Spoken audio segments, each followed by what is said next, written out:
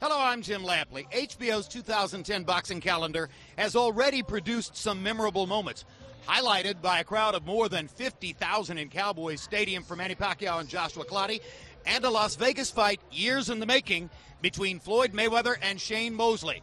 Let's take a look at some of the biggest moments so far. Rising star Yuri Orcus Gamboa kicked off 2010 in New York City, facing Rogers Matagua. Left hand right to the face by Gamboa. Combination to the head. And down goes Mtagwa. Oh, left, right, hurt him. Good left hand to the body, right to the chin, down goes Mtagwa. Target practice for the Cyclone of Guantanamo. A sensational performance from Gamboa. Following Gamboa's dominant performance, Juan Manuel Lopez and Stephen Luevano took center stage, fighting for Luevano's featherweight title. Good left hand by Lopez. Caught the attention of Luevano. And down goes Luevano. And Benji Esteves stops it. As the calendar turned to March, highly touted Devin Alexander met rugged Colombian Juan Urango. How good is Devin Alexander? Let me tell you, Alexander throws a great uppercut. Uppercut knocked down Urango. And he's hurt again, and down he goes again. Alexander stuck to the game plan, and look at that dividend it just paid. 1 week later, Manny Pacquiao and Joshua Clottey met in the first ever boxing match at spectacular Cowboys Stadium. Pacquiao was the main attraction, and he did not disappoint more than 50,000 fans. There's a combination for Pacquiao, and he manages to rip a left through the guard. Clottey pretends to wobble, and when Clottey just guards like this and doesn't let his hands go, he's giving the fight away. What an amazing combination puncher this man is. What a fabulous offensive fighting machine. Manny Pacquiao is blowing the roof off of Dallas Cowboys Stadium. What can't he do? After easily decisioning Clottey, Pacquiao's camp made it clear who they want next. Floyd, get in the ring and fight us, and then we will crush him. March 27th, Marcos Maidana and Victor Cayo squared off in a high-octane slugfest. Oh, and he got dropped by a left right at the bell. He's going toe-to-toe at times with a dangerous fighter, Maidana, and getting the better of it right now. Oh, body shot dropped him. A blistering body shot by Marcos Maidana drops Cayo. April 10th, Panamanian punching machine Celestino Caballero faced Indonesia's Daud Jordan, and Caballero's punch output was overwhelming. And I've seldom seen a fighter in the first 4 rounds take as many body shots as Caballero has landed on Jordan. Gets countered perfectly by an uppercut right onto his seat. I mean, that was textbook by Caballero. So Caballero states his entry into the featherweight division. The headliner on April 10 was Andre Berto, taking on Carlos Quintana. Berto took some time out to focus on Haitian earthquake relief efforts, and his return was inspiring. Berto sees an opportunity here. Quintana is hurt. Hard right hand by Berto. Quintana now in serious trouble against the ropes. This is not much ado about nothing. This is a good point at which to stop the fight, possibly. And that's a huge right hand right on the face. That right hand was enough for Tommy Kimmons. A perfect shot right down the pipe. Oh my gosh. 1 week later, a split-site doubleheader was kicked off in Canada with Lucian Bute taking on Edison Miranda. Combination from Bute. Miranda says, that's all you got? He didn't trash talk leading up to the fight, but down he goes! That wobble back by Miranda was enough to convince him to stop the fight. Impressive performance as he disposes of Edison Miranda. Later that night in Atlantic City, middleweight champion Kelly Pavlik put his belts on the line against the dangerous Sergio Martinez.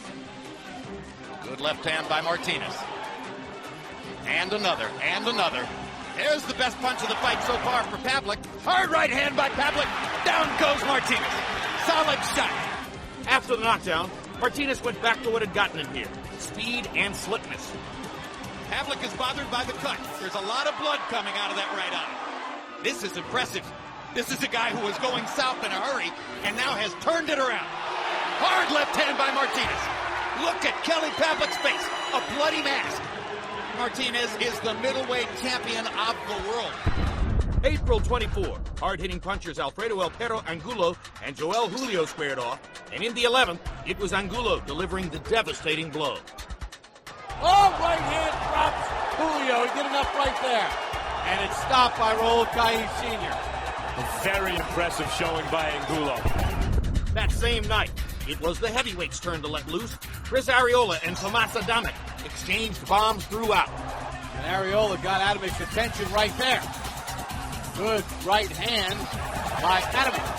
Arreola trying to pick up the pace. Good right hand by Arreola. And then an uppercut inside. Arreola looked like he hurt his hand there. He winched. He's in excruciating physical pain. It's obvious.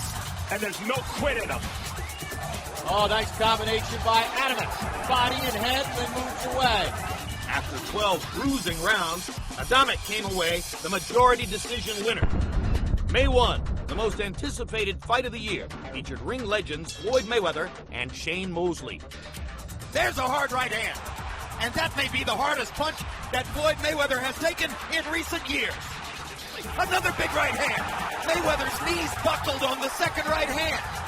After he survived the second round scare, the rest of the night showed Mayweather in vintage form. That was a stunning shot from Mayweather right on the button. Another stunning right hand by Mayweather and a big left hook. That's a power shot. Two fighters are talking to each other, and while Shane's talking, Mayweather hits him with a left hook and a right hand. Floyd Mayweather's skill level, Floyd Mayweather's conditioning, Floyd Mayweather's application to the sport is at this moment unique, and he stands alone.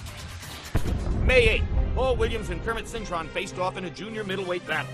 In round 4, just as the action was heating up, the fight came to a bizarre halt. Now they're trading shots, and now they both go out of the ring, and Cintron has taken a horrific fall off the edge of the canvas onto the floor. The bottom line is that it doesn't look as though Kermit Cintron's going to be fighting again tonight. And just to add insult to injury, he was judged the loser in the fight. Not a happy man.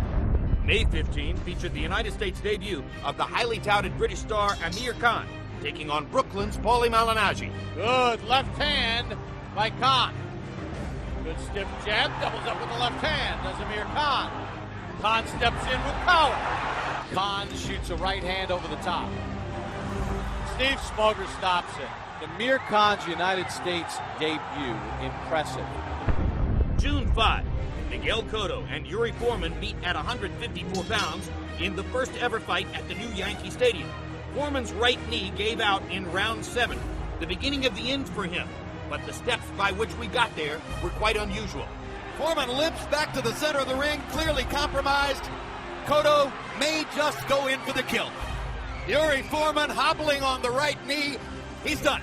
There's no way he can continue in the fight at this point. You're a game guy, you all right? You want to go? The crowd is in a fever pitch. Left hook knocks the mouthpiece out of Foreman's mouth. And the towel comes in from Yuri Foreman's corner.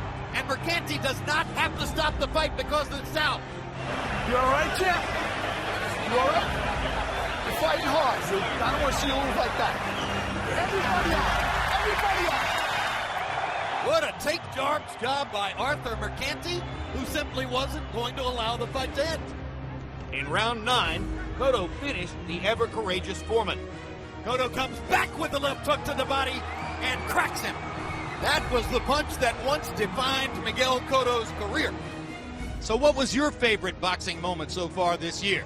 Log on to HBO.com/boxing and weigh in on the discussion.